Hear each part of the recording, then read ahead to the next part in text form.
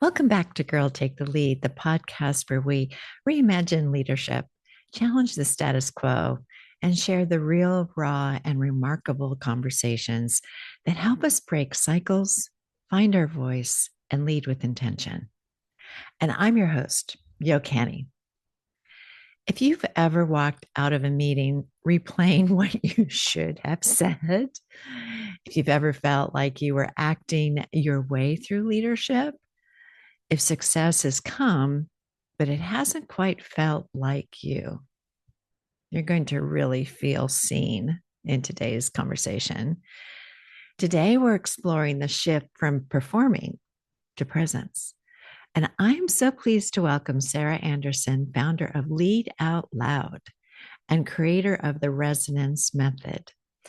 She works with visionary leaders, especially women, who are ready to step into magnetic executive presence without sanding off their edges. You know, you guys, I thought this would be a very serious conversation, but it turned out that we laughed a lot.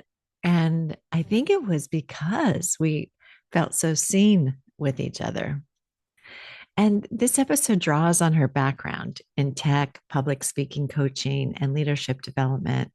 She had great insights, and she blends science backed strategy with deep emotional understanding about intelligence to help leaders embody influence from the inside out. In this episode, we talk about what's really underneath imposter syndrome and perfectionism, and it may not be what you think. This conversation is honest, empowering, and surprisingly freeing. I hope that you'll laugh with us and see yourself in us too. Let's jump in. Here you go. So, Sara, welcome to Girl Take the Lead. Thank So, you. so excited to have this conversation with you. We're going to get into some emotions and talk about things. So, appreciate your willingness to do that with me. Yeah, I'm really excited for our conversation. Why don't we start, if you'd introduce yourself to our audience, that would be a good place to begin. Yeah, great. I'm Sara Anderson, and I support leaders, primarily women leaders, around influence and how they can shape the conversation, the narrative, move the room without feeling like they're having to put on a performance or be forceful or people please their way there. And I work pretty experientially in ways that you probably won't see in your typical leadership training. And then pairing that with communication strategy that really just tends to work like magic. Mm. So tell us about you and your journey and how you came to that kind of coaching. Yeah, so I did not start here. I worked in tech, and I would say the catalyst for where I am today was that, I was able to move up the ranks within my tech career. And there was just still this part of me that was feeling a little bit off. I was feeling a little bit like I'm not fully being me. I could feel myself performing. Mhm. And it was working, but it also didn't feel right and in alignment for me. It wasn't something I was consciously doing. It was just, I think we all adapt. And I was just adapted myself out of myself somewhere along the way. And that was something that paired with some burnout symptoms that I had going on just made me want to reflect more on what was contributing to that. How could I, bring myself back into a place of alignment and health and clarity within myself? And then after working on that for really a couple of years alongside just working in the tech industry, I realized that that's all I wanted to do. I Mm. really love personal development, growth. I loved the satisfaction of seeing the ways that I was able to grow and the impact that that had on others around me in my career. And it just became a no-brainer that that was where I needed to go. I needed to help other people with that too. Mm. So, what are some insights that you've seen with women leaders and influence? And there's some thoughts there.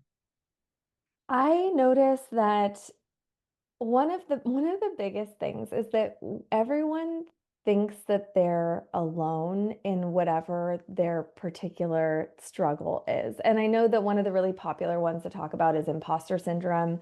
And that can show up in so many different ways. But one of the things that I find that clients, when I put them in a group together, let's say I do a workshop or I facilitate, people are really often surprised that the thing that they thought was their deep, dark secret is actually just what everyone is experiencing. And it's completely normal. Yeah. That's a really big one. And when once you normalize it, then you're able to be like, oh, okay. And like, yes, everyone is special, but like you're not special in that way. That is something that we all carry some version of. I'm not good enough. I'm not enough. I have to work really hard in order to be accepted, or I don't belong. Like, those are all kind of different flavors of the same sort of story that can hold us back and create this division between ourselves and other people. Mhm. Mhm.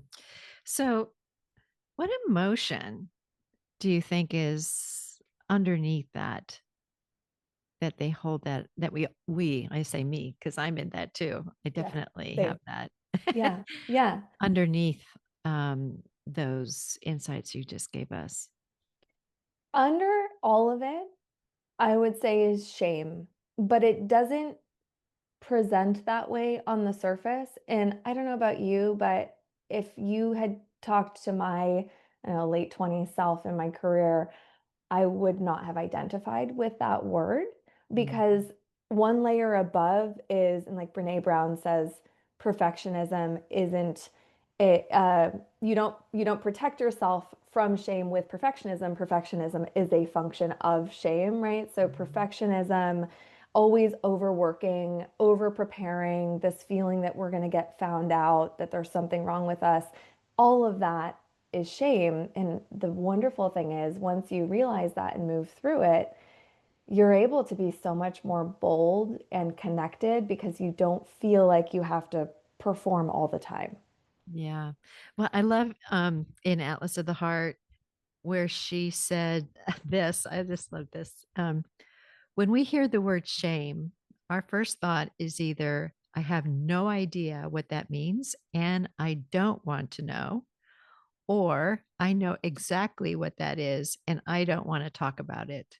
I love Hmm. that because it was and then she said we can also make up that shame is something that happens to other people, not Hmm. us. Yeah. But shame is in all of us. And I love that because I think she's normalizing these feelings Hmm. that we have, that, boy, I thought this was going to be easier, or I don't know what the heck I'm doing here. How am I going to figure it out?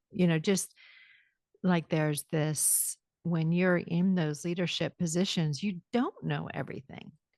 Yeah. And you don't know unless you're able to get, input from others, problem solve with others, just be able to get beyond yourself. But I remember just trying to pretend Hmm. that I knew it. I didn't, yeah. Yeah, I see that a lot. And, there's so many stats too around how women tend to wait or hold themselves back, or we have to check every box on the job rec before we apply, things like that. Um, and yeah, the truth is, most people are out there kind of making it up as we go. And if you wait until you know it all, you're going to get left behind. Yeah. Yeah. And the shame piece is the thing I was thinking about as you were sharing is the people that we really admire, people who are in the spotlight, and often they share these deep stories of their trials and tribulations, hard things that they've been through, and they have worked through the shame. They no longer feel the shame, which is why we're so attracted to those stories, because Uh-huh. they shine a light on what is possible for us, where we're like, oh, like I remember I was on a panel and this younger woman came up to me afterward and she thanked me. She said, that was so courageous. And I was racking my brain because I didn't think I had said anything too crazy. But then when I asked her, she said, "Oh, you mentioned having gone through burnout." And that's basically the extent of what I said. Like I just like, "Oh, in 2016 I went through burnout." And I don't have any shame around it. But there are a lot of people that even something like that feels so like Ah, there's something wrong with me that I have even experienced, say, a medical sort of Yeah. issue. So it can be really beautiful to move through that yourself. And then when you are able to go out there and speak about things, then you become that much more magnetic to other people who want that too. Well, I think one of your point there too being that when you're doing those workshops and you realize you're not alone Hmm. in that the community that you develop is one where you're a member of, you're not outside of, you're Right. involved in, and a new identity gets born with you. Like, oh, like that person knows because they're like me. Hmm. We can relate to each other. We can pull each other up. Yeah, it's like I see that they are like me and they're doing these big things, so I can do these big things too. And then the other flip side is they know all of my secrets, or they know some of these secrets about me, and they still respect me or they still like me. So maybe it's actually safe for Yeah. me to be out in the world. And I guess what I should have backed up a moment and said, really, when we're talking about shame, what the way that Brene Brown defines it is that um, it's a shame is an intensely painful feeling or experience of believing that we are flawed and Mhm. therefore unworthy of love, belonging, and connection. And it's so great when you break that down and you're able to belong and you are able to connect. uh, Yeah. and you have some thoughts about that, about how we can shift Hmm. shame. Yeah, so the normalizing and the connection piece that we talked about is definitely huge. Also, just awareness of when does this show up in our life, and some people call this the inner critic, right? What are the stories that I play in my head, and when do I most commonly play them? Do they come up in certain situations around certain individuals or circumstances at work or at home or in the PTA or whatever your life is? And then getting curious, noticing, labeling, oh, okay, that's that shame story again. Okay, I know, I'm expecting it. And then some of the other things that we do, like in the work that I do with clients, is we might challenge some of those beliefs, look for evidence to the contrary. But something else that I find to be really, really helpful is to address it on a physiological level. So, a lot of people out there have heard about like affirmations, like, oh, okay, I'm a strong leader. I'm a strong leader. I'm a strong leader. I'm beautiful. Right? We just Right, repeat it. right, right. And there's nothing wrong with affirmations, and I still use them, but they're not super helpful if everything in your system and your mind doesn't believe it. Mhm. Mhm. So, what we want to work on too is like, what is happening in our body. Let's say we notice, okay, I have this story come up and I feel really nervous when I'm in front of the company at the all hands or whatever the situation might be. And then I figure out what the stories are and we can work on it from that angle. But if we work on it from the physical angle, we start to pay attention to, well, what's happening? My throat feels tight. Mhm. My breath is more shallow. My heart's racing. My palms are sweaty. All of these physical symptoms. Again, without judgment, we're just people experiencing these things.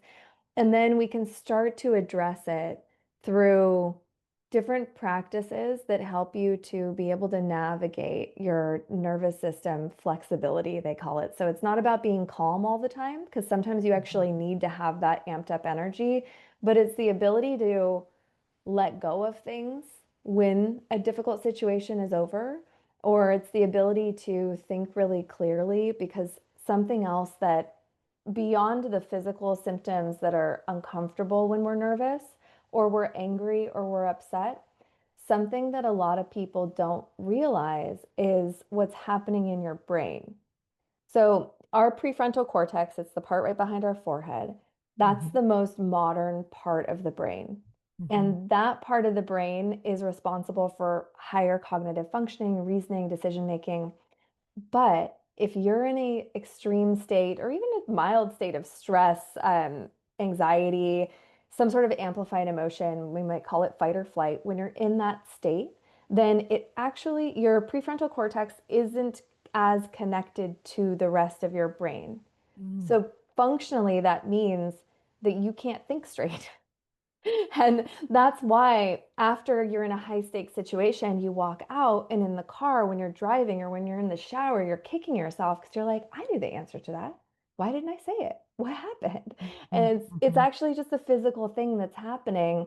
And rather than being at the whims of all of these things that happen in our mind and body, we can actually just really tactically break them down and work at them. mm.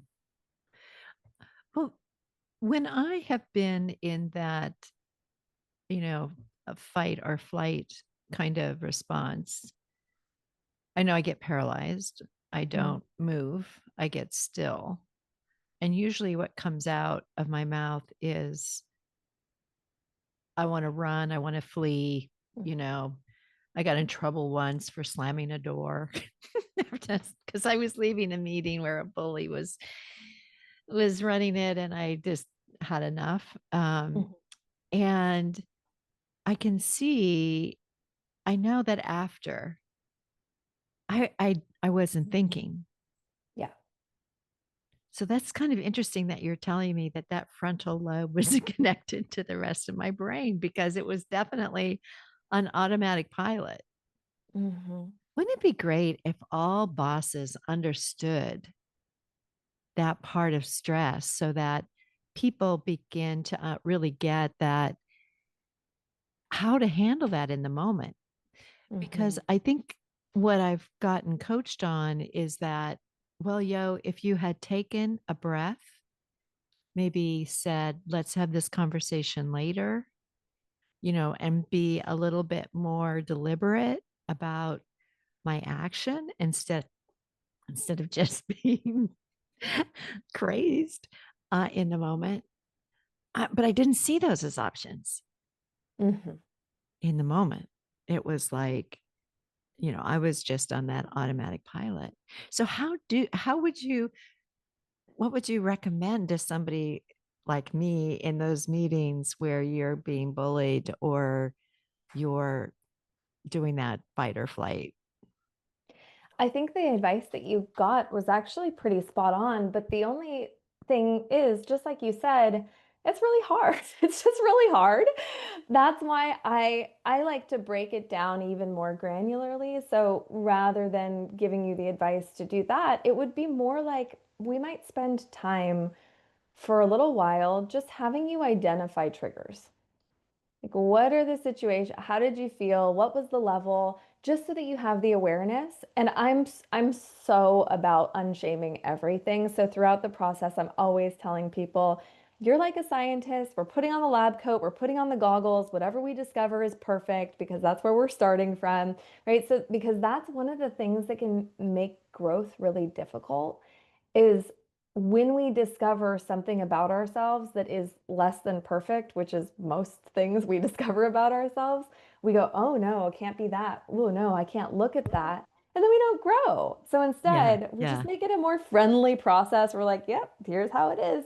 And you start to notice. And once you start to notice, then you're able to, was it Viktor Frankl says there's a space between the stimulus and the response, and in that space is where your power lies, right? So you're able to mm, have more power, but it always starts with awareness, yeah, accepting it so that we don't run the other way. And then from there we have more agency to take the breath or to say those things. But it might be a multi-step process rather than just expecting you can do that on day one. yeah.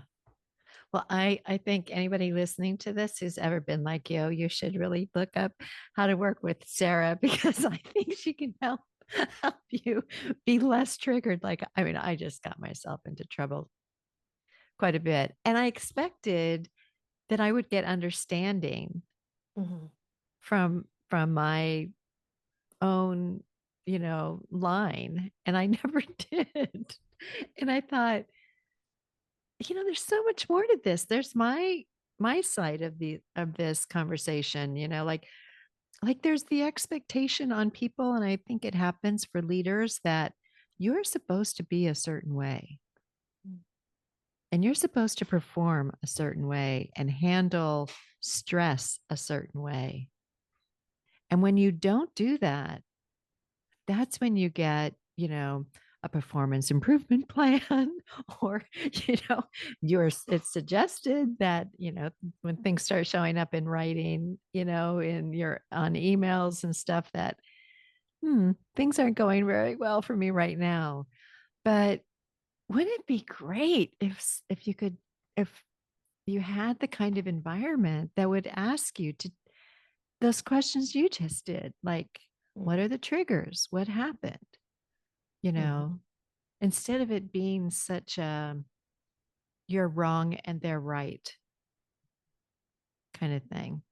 Right. And something that you said too about noticing the other perspectives is so huge.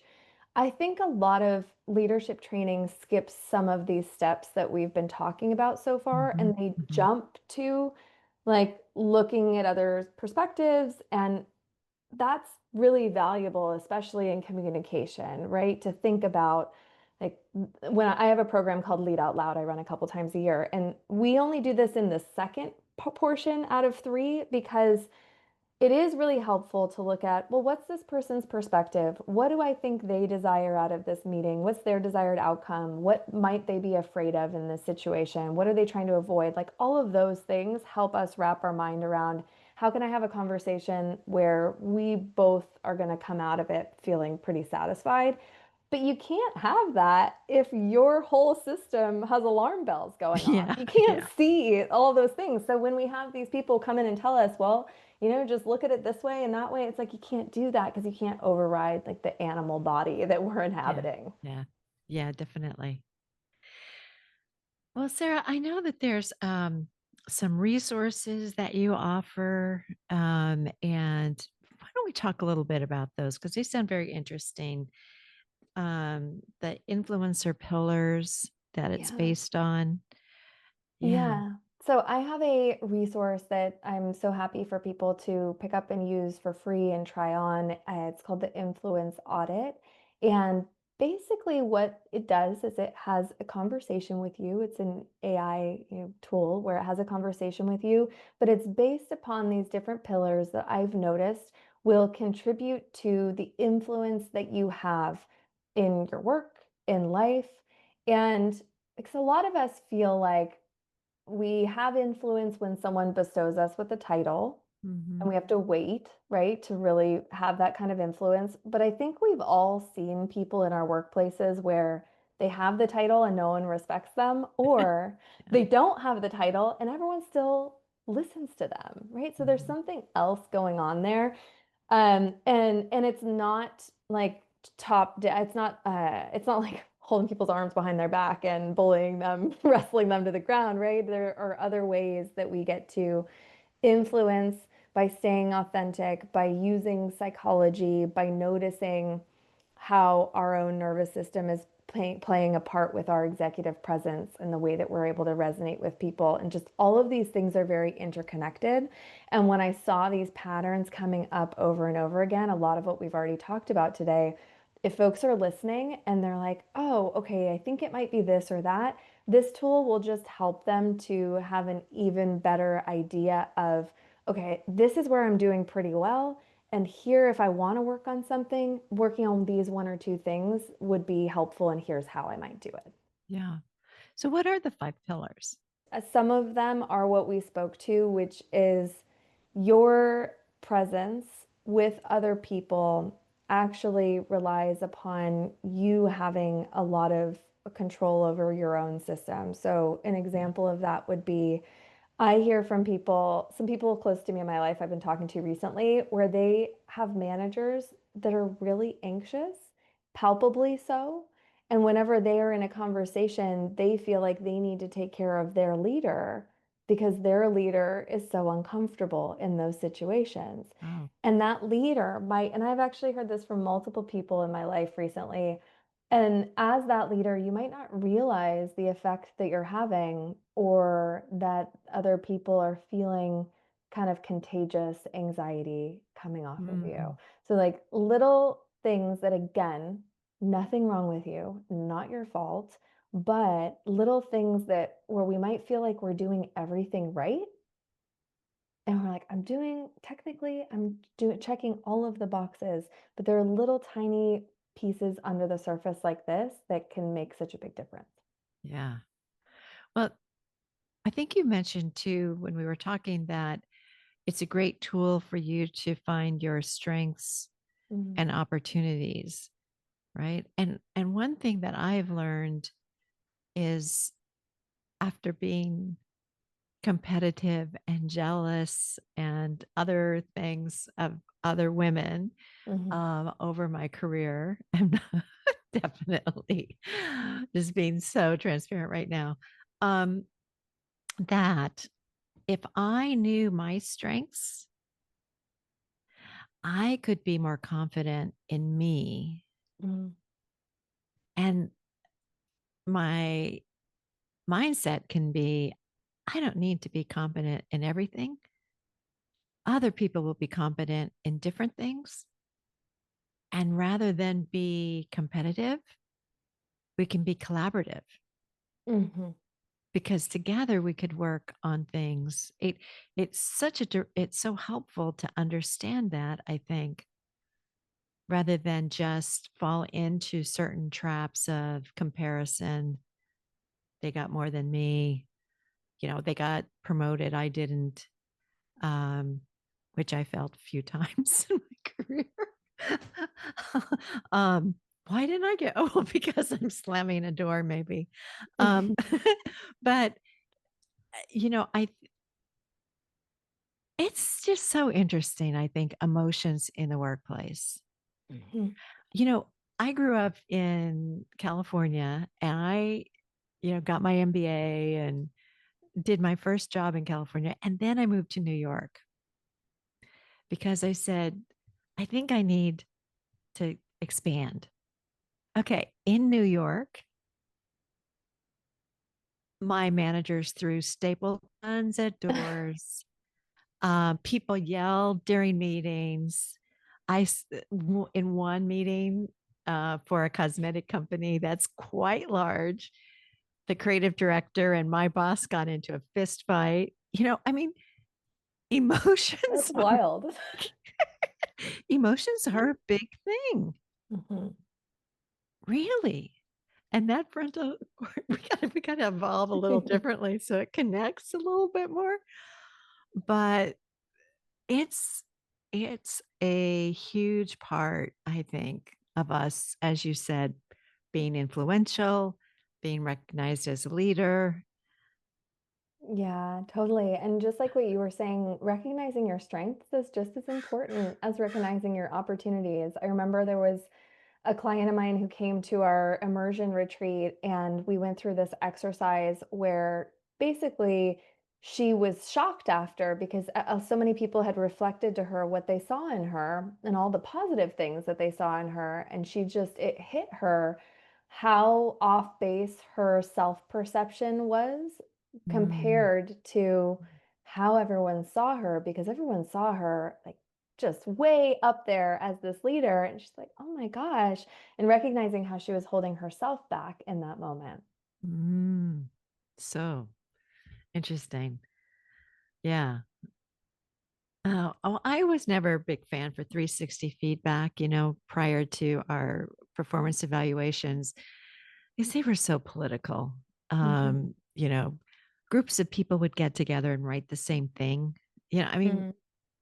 I, but I love the idea of feedback. Like one thing that happened for me, Sarah, when I left my last position, I got unsolicited feedback like you were the person who cared more than anybody about our work, about our patients, about everything. You cared. And I thought to myself, never once did that show up in a performance evaluation. But in their mind, that's who I was. Yeah. I think it's so important to get that before you leave, obviously, while you're still employed, so that you have the opportunity to stay and grow and thrive where you Yeah. are.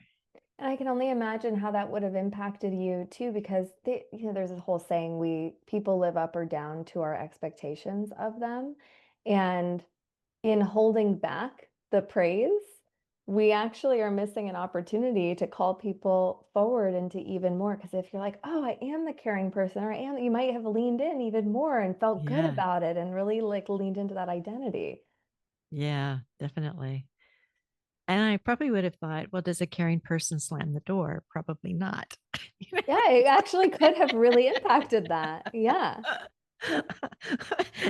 Well, I feel like I've gone to the career therapist, Sarah, right now with this episode. So thank you for, I'm bringing up all of my pain and suffering, of Well, which thank you I'm, for sharing so transparently and openly because, like we were saying, this is everyone's going to relate and be like, oh, yeah, yeah. I wish I slammed the door.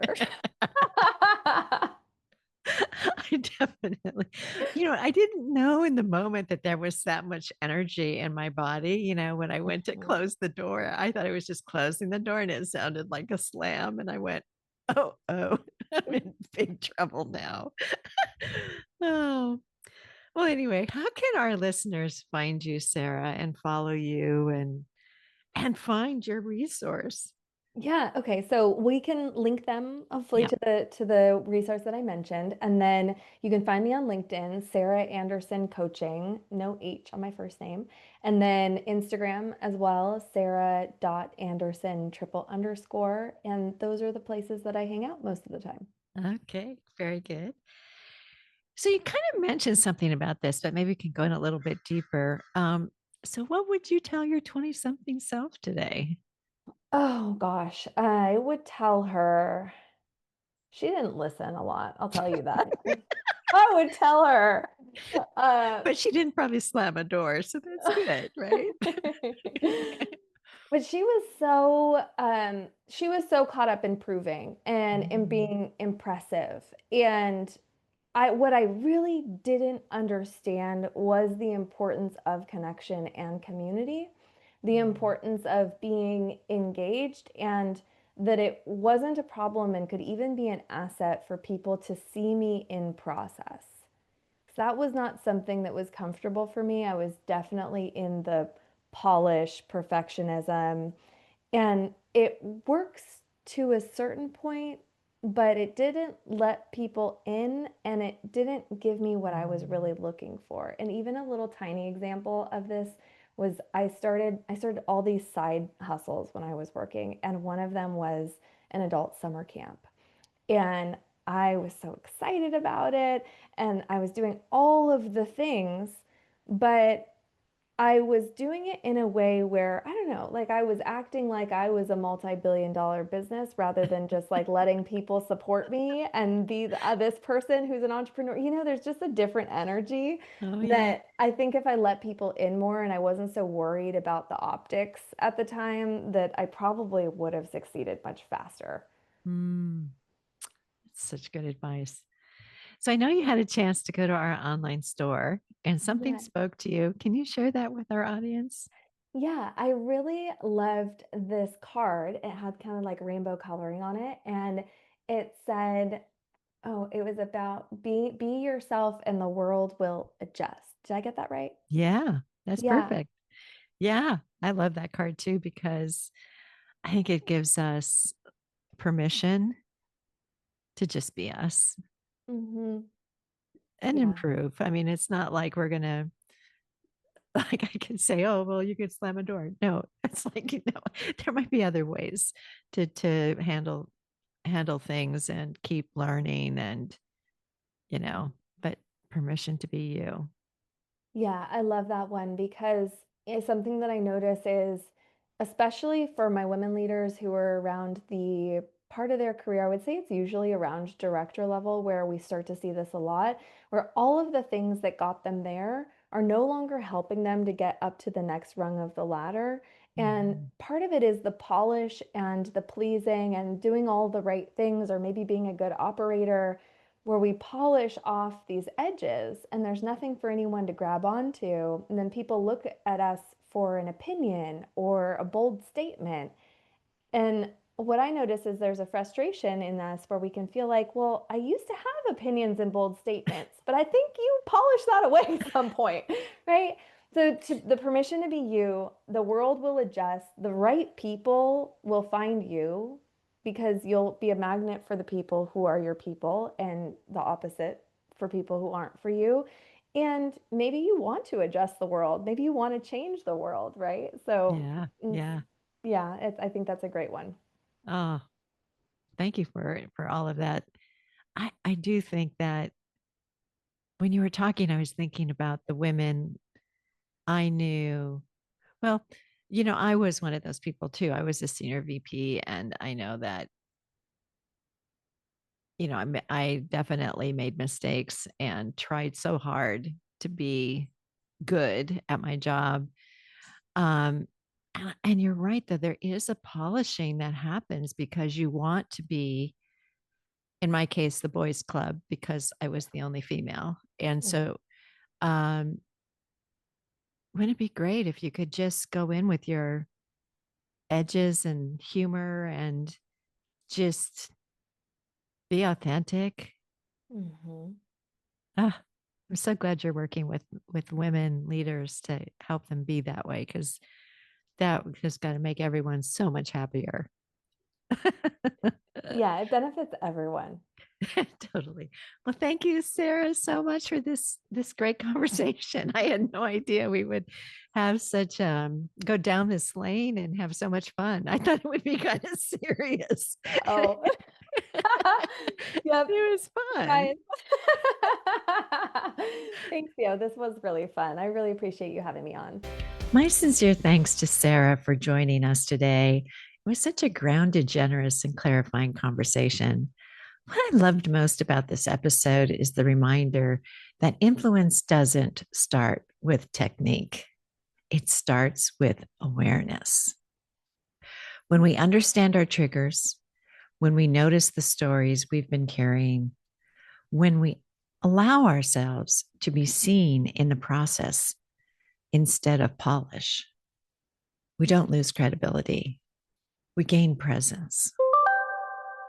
Here are 3 takeaways to carry with you. 1, perfectionism isn't protecting you, it may be shielding shame.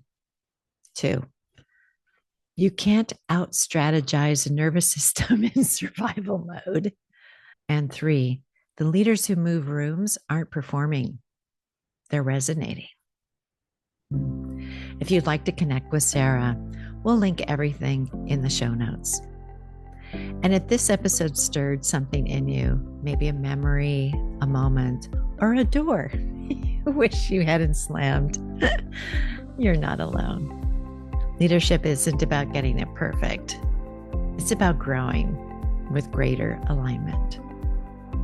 As always, thank you for listening, for sharing these conversations, and for being part of a community that values courage, self-awareness, and leading with heart.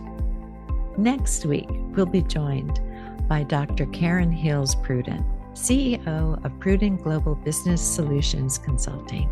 She's also the best-selling author, global leadership speaker, and she's created the Professional Equity Framework. It is not to be missed. Until next time, stop proving, start leading, and remember, your presence is powerful. Talk soon. Bye.